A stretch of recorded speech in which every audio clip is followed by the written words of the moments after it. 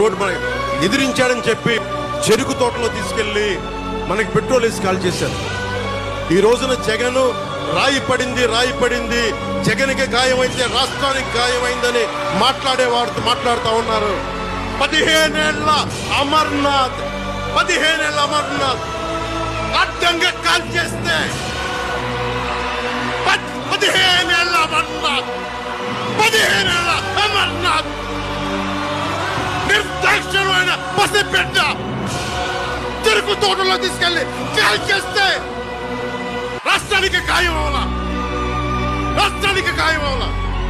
30,000 మంది ఆడపిల్లలు అదృష్టమైతే రాష్ట్రానికి గాయం అవలా. గాయమైందట. సుగాలి ప్రీతి 14 ఏళ్ల బిడ్డని స్కూల్కి వెళ్తే 10 మందిని నాశనం చేస్తే దాన్ని పట్టించుకోడు ఎవడు. జగన్మోహన్ కి బొక్క పడితే చిన్న గులకరాయి పడితే రాష్ట్రం అంతా ఊగిపోతాయి. సగటు మనిషి బాధ మనకి తెలియదు. సగటు మనిషి బాధ మర్చిపోయా. నిజంగా నాకు ఆవేదన ఉంది, ఏడుపు వస్తుంది.